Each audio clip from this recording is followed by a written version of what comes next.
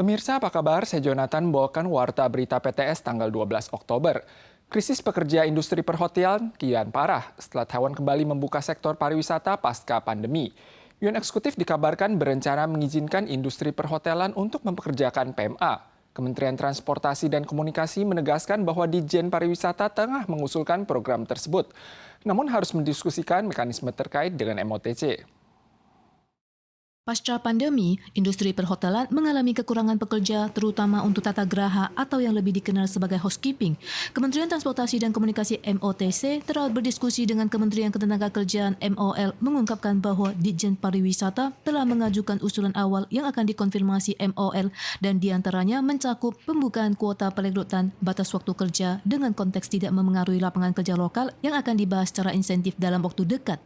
MOL meluncurkan proyek perluasan lapangan kerja pasca pandemi untuk mengatasi masalah kekurangan tenaga kerja di sektor perhotelan akhir-akhir ini.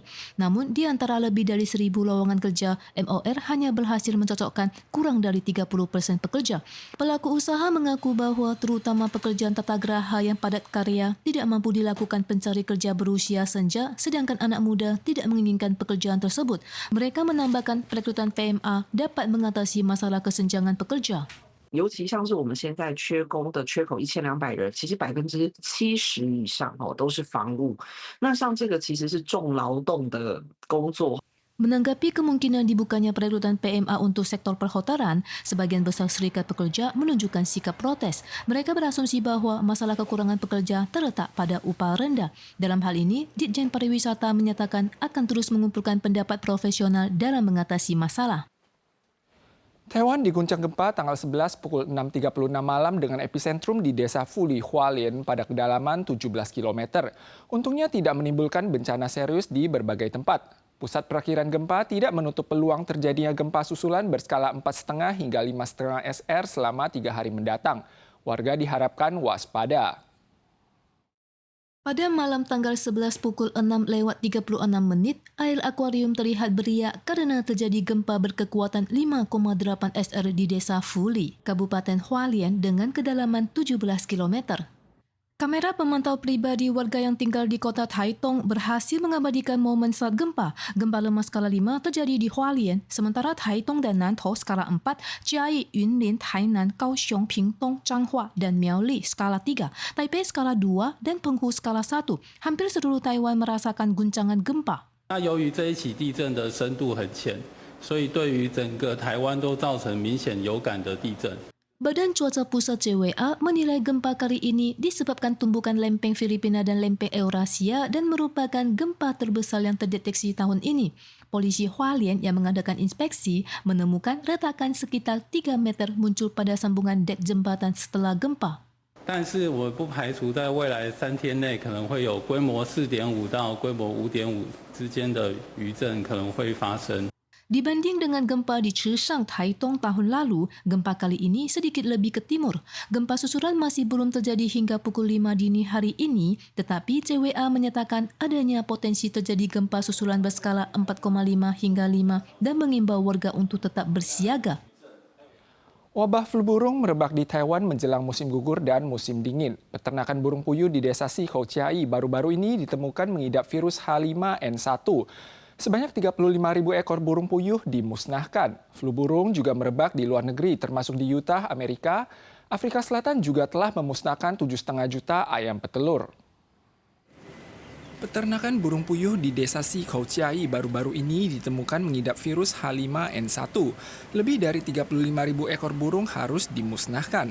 Sebenarnya wabah ini juga terdeteksi pada Januari, mengakibatkan pemusnahan lebih dari 25.000 ekor burung.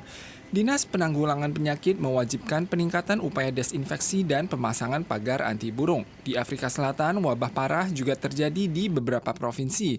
Lebih dari 7,5 juta ayam petelur dimusnahkan, yang mencakup sekitar 20 hingga 30% dari total telur di negara tersebut, sehingga memengaruhi pasokan telur dan daging.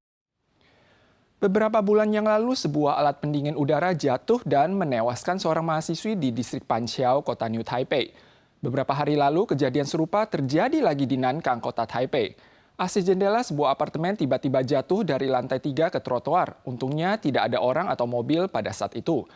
Kantor manajemen konstruksi menjatuhkan denda $30.000 bagi pemiliknya. Orang dewasa menemani anak kecil duduk di teras. Sebuah AC tiba-tiba jatuh dari atas dan menghantam trotoar. Sebuah motor di sampingnya pun terimbas. Warga menoleh ke belakang dan berkeringat dingin. Tanggal 9 pukul 4 sore di Nankang, kota Taipei, sebuah AC jendela jatuh tanpa peringatan. Polisi berasumsi insiden terjadi akibat kerangka penahan yang telah karat. Selain menjatuhkan denda, kantor manajemen konstruksi kota Taipei juga mengingatkan warga untuk melakukan pemeriksaan rutin. Karena jika terjadi kecelakaan, mereka juga akan dikenakan tanggung jawab pidana dan perdata. Perang Israel-Palestina memicu para demonstran meluncurkan aksi mereka di seluruh dunia, termasuk kantor PBB di Jenewa, Eropa, Yordania di Timur Tengah, dan Jepang, Korea Selatan, serta Australia di kawasan Asia Pasifik. Dukungan bagi kedua belah pihak kian kentara. Liga Arab mengadakan pertemuan darurat Menteri Luar Negeri dan meminta kedua belah pihak untuk segera melakukan gencatan senjata. Ratusan pengunjuk rasa mengibarkan bendera Israel di depan kantor PBB di Jenewa kemarin untuk menyatakan dukungan terhadap Israel dan mengutuk kekejaman Hamas terhadap warga sipil. Mais je veux dire, à partir du moment où il y a des vies humaines qui sont en jeu et qu'il y a des massacres comme ça, je préfère me tenir debout et soutenir en fait, et dénoncer comme quoi, qu'importe de quel côté on est, je suis pour la vie en fait, et pour la vie, voilà. Selain itu, ratusan warga pro-Israel juga berunjuk rasa di sekitar Parlemen Eropa di Brussels, Belgia. Namun di luar gedung Kementerian Luar Negeri Belgia juga terdapat sekelompok orang yang meneriakkan slogan-slogan yang menyerukan pembentukan Palestina yang merdeka. Selain itu, di Spanyol, Kanada, Afrika Selatan, Jepang, Korea Selatan, Filipina, dan Australia juga terdapat massa yang menyatakan dukungan dan rasa simpati kepada Israel dan Palestina. Di ibu kota Amman, Jordania yang pro-Israel, massa turun ke jalan untuk menyatakan dukungan terhadap Gaza.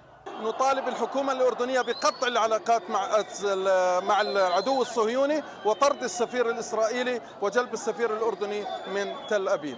Menanggapi ketegangan Israel-Palestina, para menteri luar negeri dari negara-negara Liga Arab mengadakan rapat darurat di kantor pusatnya di Kairo dan menyerukan gencatan senjata untuk kedua belah pihak. NATO juga menegaskan meskipun Israel memiliki hak untuk melawan, tetapi serangan terhadap Hamas juga harus sesuai dengan proporsi dan segera bentuk perselisihan harus mencegah kerugian terhadap warga sipil yang tidak bersalah. Pemirsa sekalian, sekian Warta Berita dari PTS. Berikutnya mari kita saksikan pelepasan Coyote di Amerika Serikat. Kita soal lagi di lain kesempatan. Terima kasih.